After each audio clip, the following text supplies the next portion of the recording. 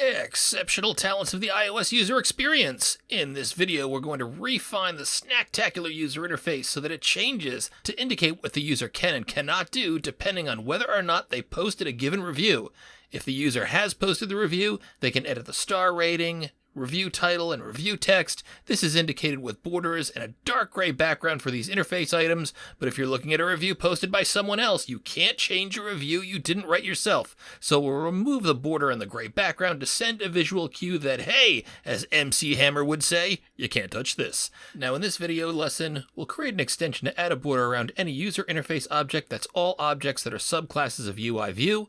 We'll create an extension to hide a bar button item, something that's not built into iOS but should be. We'll learn to change the navigation item so that the bar button items for appropriate user interface actions are shown or hidden. We'll also display a properly formatted date indicating when a review was saved, and we'll add a new property to a class and deal with the changes that this makes to our existing database and app. User experience excellence awaits. Let's learn! Now on the left here, you can see how entering a new review looks now. No border around the buttons in the text view. Back, cancel, and save buttons are all crammed into the navigation item. Yuck.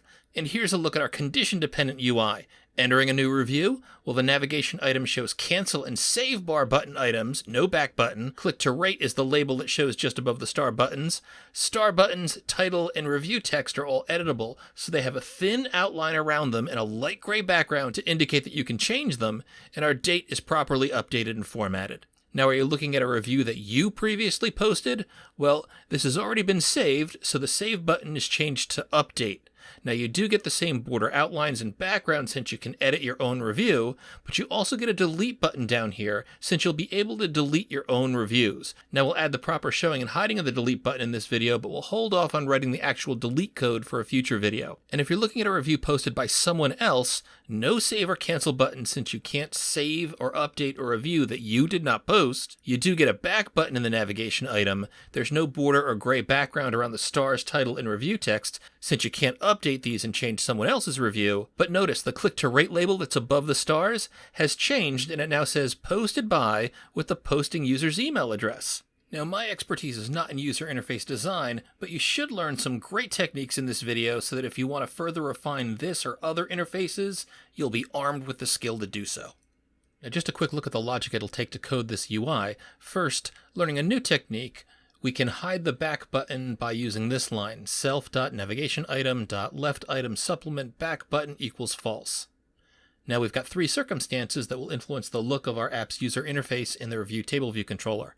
If it's a new review, the back button is already hidden. It doesn't show up with a present modally segue. Now save and cancel are also showing. That's how we configured them on the main storyboard. And the delete review button is already hidden. But we do need to add borders around our editable objects. We'll create an extension to do this. Now if this isn't a new review, in the else condition, we could have one of two things happening. First, we might be looking at a review that the current user posted themselves. And if so, we need to remove the back button. We'll use the code up here. And that's because we arrive via a show segue, and that'll keep the back button up there by default. And that's because when we show up through the show segue, we're attached to the leftmost navigation controller on the main storyboard, and the back button is attached to that. Now the save and cancel bar buttons are already showing, but we're going to change save to update. Since the review has already been saved, we don't want to suggest that the user is looking at something that hasn't been saved. Now an important note, if you want to change the title in a bar button item, you need to make sure that its system item attribute is set to custom, not one of the built-in system items like save. If it's not custom and it uses one of those built-in system item selections, you won't see any results if you try to programmatically change the button title, say from save to update, which is exactly what we're trying to do. So it's really important that we change this attribute and make sure that our bar button item system item attribute is set to custom. Now, if we're looking at a review that we've already saved, we'll add borders to any editable objects, and we'll show the delete review button. Now, if these other two conditions aren't true, we must be looking at a review that was posted by someone else. Now, we arrive via a show segue, so the back button is showing, and we want to leave this. But we do want to make sure that we hide the cancel and save bar button items. We're going to need to write an extension to do that. We'll also disable the star buttons so that the star ratings can't be changed, and we'll set all the star backgrounds to white so that the user gets this visual cue that these buttons can't be clicked. Remember, in our app, dark gray means the interface items can be changed. Now we'll also click off this disabled adjusts image attribute for our star buttons. Now if we don't do this, but then we disable the star buttons, they would show up as grayed out slightly, sort of like the alpha value was changed to maybe around 50. I don't think showing grayed out stars is a very good look, so that's why we've opted for the extra visual cue of a border and a gray background to indicate that the item can be changed. Now we'll also change the click to rate label that's above the star buttons. If this review was posted by somebody else, instead we'll put the phrase posted by in there, followed by the user's email address. We're not saving the email address, but we'll change the app so that we start saving email address. And we'll disable the review title field and the review text view. We'll remove the background color, and we'll make sure that there are no borders showing. Let's first make sure that the stars don't fade when they've been disabled. So head to the main storyboard. In the document outline, click the first star button in the Review Table View controller, then command click on the remaining 4 star buttons, and with all 5 selected, head to the Attributes Inspector and click off this check mark that says Disabled Adjusts Image. Next up, let's set the Save button to Custom System Item. So click on the Save bar button Item, select Save Item, and change that to Custom, and then change the title to Save. Remember, if you don't do this and then you try to programmatically change the bar button item's title, it won't work. You won't get an error. You just won't see any messaging in Xcode giving you a hint as to why your code isn't working. So remember, custom system item if you want to change the bar button item title. Next, let's click on the static label that says Review Title, and we're going to nudge this up a couple of points. Head to the Size Inspector, find the option for vertical constraints, and double-click on the one for top space, then change constant from 12 to 10. If you look closely, you'll see that the top of the review title is now aligned with the top of the text that's going to show in the text field to the right. I think that's a neater look, especially when, and you'll see this later when we code to remove the outline frame and the background color of the text field to the right. Now let's put a little bit more space between the static label review title and the text field to the right. So click on that text field, the one with title of review in it, then click on the size inspector, and under the horizontal constraints, find the one that says leading space, double click on that, and just change the constant from 3 to 8. Again, just a little bit of interface polish here. Now let's fix the height of the text view where the review goes. So we'll click on that text view, head to the size inspector, under the vertical constraints, find the one that sets the height to the fixed height of 240, click to select it, then press the delete key to delete it. Then with that text view selected, click back on add new constraints, set the bottom constraint to 8, make sure that red line is highlighted so that's the only single constraint that we want to add at this point, and just click on add one constraint. And you should see the text view is nicely aligned in this table view cell. Now let's change the font style and size of the text view so that it's the same as the text field just above it. So let's click in the Attributes Inspector. Under Font, we'll change Style to semi-bold and font size to 20. Polish is done. Now here are the 2 extensions we're going to create. This first one will create a function called addBorder that can be called on any item that's a subclass of UIView. And remember, that's just about everything that you can see on your user interface. Labels, text fields, text views, buttons, UI views themselves. So we'll pass in a line width, a radius value for the curve of the border. 0 is no radius, so if you ever want to keep the ends pointed at a 90-degree angle, pass in 0. We'll be using 5, so you can see what a 5 looks like here. And the color that we pass in is the color of the border line. Now I've written this extension to accept the type UI color since that's more standard, but we'll actually need to convert this to a CG color in our extension code. Then this is our code, and this is how we set the border width, the border color. We just add .cg color to the end, and that converts the UI color to the CG color, and corner radius. I've also added a no border method to remove the border. All that does is set the border width to 0. And we'll also add a method to hide bar button items. Now for some reason iOS doesn't have a .isHidden property that can be used to set bar button items to hidden. There is one for buttons, but not bar button items. Go figure. So how do we hide bar button items? Well, we can mimic the effect by setting the isEnabled property for a bar button item to false. That disables it so it can't be clicked. And then we'll set the tint color, that's the color for the text, to .clear. Now, it'd be nice to create a stored property called .isHidden to mimic what we have with the .isHidden property with buttons, but we can't add stored properties to extensions, so we'll settle for a method. This add borders to editable objects code is what we'll eventually add to Review TableView controller. It shows how we call the function on each of the 3 items that we want to add a border to, the text field, the text view, and the UI view that's just in the back of the star buttons, and that'll create a nice outline around all the star buttons. So let's code this up. I'm going to add this first extension just below the UIView controller alert extension, so I'll right-click on that. I'll select New File. This is going to be a Swift file, and consistent with our naming conventions, we'll call this file UIView+addBorder, lower camel case. Click Create, Now, it's very important, since we're going to be referring to user interface elements inside of this extension, we need to import UIKit. Foundation alone, which is the import that Swift gives you, knows nothing about user interface elements. Now, importing UIKit also imports everything we need from Foundation, so we can just highlight Foundation and just type over to replace that with UIKit, and we'll say extension, UIView, open and close curlies, func, add borders, open parens, and we'll enter our 3 parameters. Width, CG float, comma radius, CG float, comma color, UI color. Open and close curlies. Then just 3 lines. Self.layer.border equals width. Self.layer.border color. Notice that this is a CG color. So we'll set that equal to our color parameter, and even though color is a UI color, if we add .cg color at the end of it, this will convert that UI color to a CG color. And then we'll say self.layer.corner radius. Look what code completion says. It says the radius to use when drawing rounded corners for the layer's background. It's animatable. That's cool to know, but we don't want to animate it here. Just press return to accept it, and we'll set this equal to radius. Down below here, we'll also add the noBorder method. We'll say func, noBorder, open and close parens, open and close curlies. This function only has 1 line in it. Self.layer.border equals 0.0. UIView extension's done. Now let's add a UI bar button item extension. In the project navigator, I'll right click on the name of the file I just created, select new file. This is a Swift file.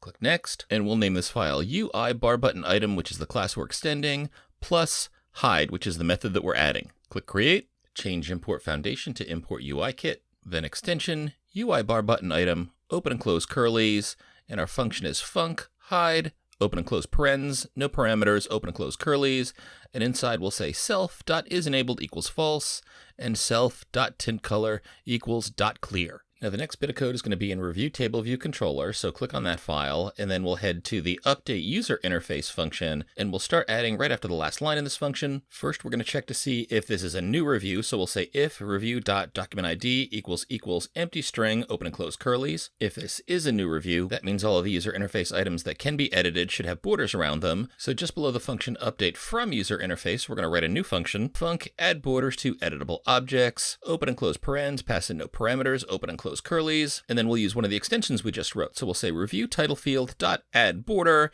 and for our parameters, the width will be 0.5, the radius will be 5.0, and the color will be .black.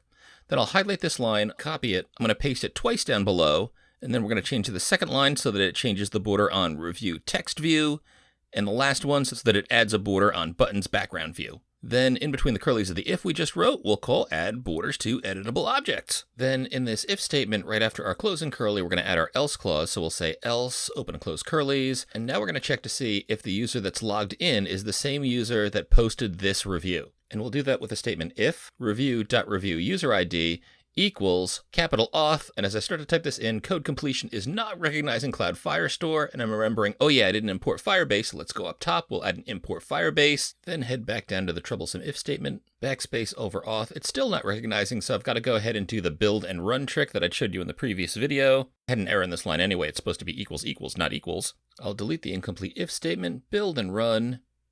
Then after I return from the simulator, if I say if review.reviewUserID equals auth, and there we go, code completion recognizes the Firebase libraries. So we'll finish this statement with .lowercase auth, it adds the open and close parens, .currentUser.UID, Xcode puts a question mark after current user, then open and close curlies. The first part of the if clause is if the review is posted by the current user, and we'll add the rest of this if statement with an else clause. We'll say else, open and close curlies. This is if the review is added by a different user. I'll close the project navigator to give us a little bit more room as we code up. Then in between the curlies for the first part of the if statement, if the review is posted by the current user, we want to hide the arrow with the back button in it. We're going to present the 2 bar button options that are just cancel or update. So the way that we hide that arrow back button is we say self.navigation item and make extra sure it's navigation item, not navigation controller. Easy mistake to make.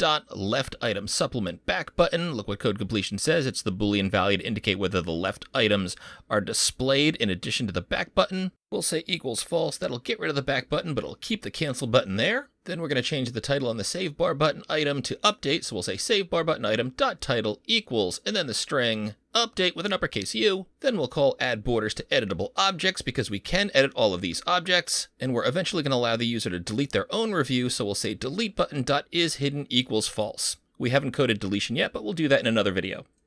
Then in the else clause, if the review was posted by a different user, we'll say save bar button item.hide, cancel bar button item.hide. Those both use the wonderful extension we just wrote. And we're going to update the posted by label. So I'll put in a comment here that says we will eventually change the UID to email, but down below I'll say posted by label.text equals, and then in quotes the string posted by : string interp review.reviewUserID. Now this will give us one of those long crazy strings that identifies a user uniquely. We'll eventually put their email address in here. Then underneath we're going to go through all of the star buttons in the star button collection, and we'll set each one so that it's got a background color of white and that it's disabled. So we'll say for star button in star button collection, open and close curlies, then inside star button.background color equals .white and star button.isEnabled equals false. We also don't want the user to be able to change the title of a review that they didn't post or the text of the review that they didn't post. So after the for loop, but before the close of the else clause, we'll add review title field .isEnabled equals false, review title field .border style equals .none. And now for UI text fields, there's no .isEnabled that we can set to false. It's just a quirk of iOS. I'm not sure why, but we can say review text view .isEditable equals false. That'll give us the same effect. The review text view can't be changed. And then we'll set review title field .background color equals .white and review text view .background color equals .white. Then let's build and run, and I'm going to sign out so that you can pay attention to who is signed in when posting happens to make sure that our UI is updating properly. So I'm going to sign in as Prof Gallagher, then I'll click on Island Creek Oyster, and I'll click on the rating button to add a new rating. The UI is exactly as I'd expect. There's no back button, but I've got cancel and save. I can see that I've got a border around the stars, the review title, and the review. I can also see that those have that nice 50% Mercury background color. Remember, we set that background color by default on the main storyboard. Now we can see we're going to need to update the date here, but click to rate remains click to rate. It doesn't say posted by me. That's good. That's what we want. We can click our buttons. Let's give this a 5-star rating. The title will be Oyster Sliders. For the review, we'll say tempura fried and just the right side of spicy. Get them in the patio on a summer day for a great Kendall Square vibe. Click save. I probably should have said Kenmore Square, not Kendall, and I spelled Kendall wrong. Oh well. But the review is now listed on our table view. If we click it again, we can see since we posted this, we can edit everything in the rating. Notice also that the delete review button shows up. Notice also that the save button is changed to update. I'm going to add my friend to the end of the review. I'll click on update, go back, take a look at the review again. I can see that the change is there. That's looking good. So now I'm going to go ahead and I'm going to sign out and I'm going to sign back in as John.Gallagher, not Prof.Gallagher. And let's see how this exact review looks. So I'll click on Island Creek Oyster, I'll click on Oyster Sliders, and look at that. The cancel and the save button are gone. We can see the back button. The click to rate field now says posted by, and we've got this long UID value. We're going to eventually change this to the email value. And the user gets a visual cue that they can't update any of these things because there aren't borders around the buttons, the title, or the review text. There's no gray behind those either. All you can do is read a review that you haven't entered. You can't make any changes to it. Now, if I click on back and then I take a look at some of these other reviews in here, posted by doesn't list the UID. That's because we entered some of these reviews before we were updating the UID as part of saving the review. You just have to remember, if you're working with an external database, that if you make any changes to the database structure, that's going to impact any of the code that you use to access the database if it checks to see if those values are there. One of the smarter things to do would be for us to delete any of our old reviews and start from scratch. I'll show you how to do that in a minute.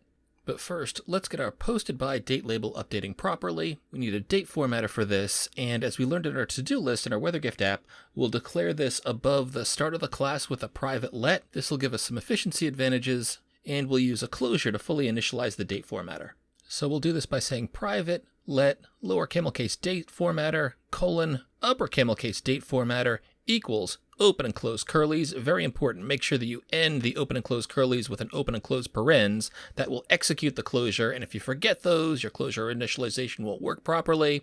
Then inside the curlies, we'll say let lower camel case date formatter equals upper camel case date formatter open and close parens. That initializes a new date formatter in this constant lower camel case date formatter. Then we say lower camel case date formatter dot date style equals dot medium and date formatter dot time style equals dot none. Then return date formatter configured and initialized. Then let's head back down to update user interface, and in the 6th line in this code, just before we start with if review.documentID equals empty string, we'll configure our date label by saying review date label.text equals, and in quotes, posted colon string interp date formatter review.string, choose this value with the from property, and pass in review.date. Then in the else condition in here, where we have the review posted by a different user, we'll deal with this area that we commented off when we said we will eventually change UID to email. Now in order to do that, we need to head over to review.swift. We're going to add a new property to this class to keep track of the email address of the user who posted the review. We'll call that review user email, and that'll be a string. And then since we made a change to the class properties, we're going to have to update our dictionary computed property and all of the initializers in our review class. So let's do that now. Right under where we declare our review user ID property, we'll say var review user email :string. Then to make sure that I spell review user email properly, I'm going to highlight it and copy it. And I'm going to start to change everything from top to bottom. So in my return statement for my dictionary computed property, right after the comma in review user ID, I'm going to type in double quotes and then paste in my review user email as the string, then add colon, paste in review user email again, no string this time, and then add a comma. Now when we're creating our dictionary computed property, we're sure to have a review user email key value pair. Then we need to update our base initializer to include review user email. So right after the comma following string in review user ID :string, I'm going to paste in review user email. That'll be :string, add a comma. And in the body of this initializer, just below where I set self.reviewUserID = review user ID, I'm going to add self dot, and then I'll paste in review user email = review user email. Our base or default initializer is now done. Now for this convenience initializer where we pass in no parameters, you see how the first line here declares a review user ID by getting the UID from the current user using this Firebase statement? Well, we're going to do the same thing to get the user's email address. And we'll do that in a line just below this first one. We'll say let review user email equals capital auth. Unfortunately, it still looks like I'm having a code completion problem where it's not recognizing Firebase, but I've got the line above so I know exactly how to type this in. In the interest of time, I'm going to work without code completion, but if you want code completion, feel free to build and run if you'd like to. I'll say capital auth dot lowercase auth, open and close parens, dot current user, that's lower camel case with a capital U, question mark, dot, and even though I don't have code completion, I know that the parameter I want is lowercase email, so I'll add that in right here. Now this could return a nil, so I'll use nil coalescing with question mark. And if I get a nil, I'm going to return the string unknown email. Now we also need to make sure that we're doing the proper call to our base initializer just below this. So right after the comma where we have review user ID :review user ID, I'm going to paste in review user email and then review user email, adding another comma. Now let's update this convenience initializer that accepts a dictionary as the input parameter. And what I'm going to do is I'm going to highlight the line that says let review user ID = dictionary. My line for review user email is going to be almost identical, so I'll copy this, I'll paste it just below, but then I'm going to go up here and I'm going to highlight review user email, copy that, then paste that over the review user ID in this line that I just pasted. I'm also going to highlight the dictionary key value, that's the string inside of the square bracket. It's not review user ID, it's now paste that in, review user email. I'll leave everything else the same, but again, I need to make sure that I've got the proper call to my base initializer. So right after the comma in review user ID :review user ID, I'm going to paste in review user email :review user email. Make sure there's a comma after that. Dictionary convenience initializer done. And we've now completely updated everything we need to in our review class to add our new review user email property and to make sure that our dictionary computed property and all of our initializers are working fine. There's no need to update our save data function that was written nice and modularly, no change there. Let's head back to review TableView controller. And back in update user interface, I can now highlight this comment. We will eventually change the UID to email and backspace over this because that's what we're about to do. And in the line below this, in the string interp, I'll change review.reviewUserID to review.reviewUserEmail, and code completion recognizes that. Nice. I'm going to go ahead and build and run. Now remember, we've gone ahead and we've just changed the structure of our review class. So any review that we've saved doesn't have that brand new email address that we've just added. If we click on Island Creek Oysters and we take a look at the oyster slider review that we just added, we don't see anything show up just to the right of posted by. How come? Because we didn't save a review user email. We do, however, see that the date was updated properly. Nice. So what I'm going to do is I'm going to delete the old reviews for Island Creek Oysters. So I'm going to head over to console.firebase.google.com. I've already got the console for Snacktacular up, and I'm inside of the database area. See how that's clicked on the left-hand side? I've clicked on the document. I can see down below this is the document for Island Creek Oysters. Then in the three dots in the upper right-hand corner under the reviews column, I'm going to click on those three dots, and I'm going to select Delete Collection. That will delete all of the reviews in this particular document, so just the reviews for Island Creek, but it'll delete both of these,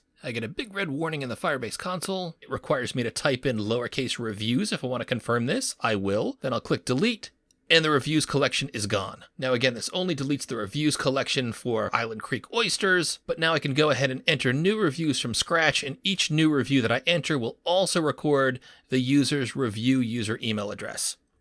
So let's click on a rating button, add a new review. It'll be a 5-star review. I'll say, get the oyster sliders, tempura fried, and just the right side of spicy. I'll click on save, review saved. Let's click back on the get the oyster sliders review. Now it still says click to rate up top, and it allows me to edit everything because I can get in and edit my own review. The delete review button is showing up. You will be able to delete your own review. We haven't edited the code for that. We will in a future video. I can see the save button has changed to update because I'm no longer saving this for the first time. I'm updating it. I can add my friend to the end of the review title and click on update, and look at that. If we go back, we can see that it's now get the oyster sliders my friend friendly. So I'm going to cancel out of this page and click sign out. I'm going to sign back in. Remember, we were previously signed in as John.Gallagher, so this time I'm going to switch to Prof.Gallagher. Let's see what happens if we click on Island Creek Oysters and take a look at that review, and hey! Our interface is looking nice. It's saying posted by John.Gallagher. There's no cancel button, there's no save button, there is a back button, there's no visual cue that indicates that things should be able to be updated, that's no frame or gray background around the star button, the title, or the review. That's just how we want things to look. Let's click that back button. What if we add a new review in here, another 5-star review, best date spot in Boston. Get a seat on the patio to soak in all of the Kenmore Square goodness. Just be sure to avoid the Sox games because it gets way too crowded.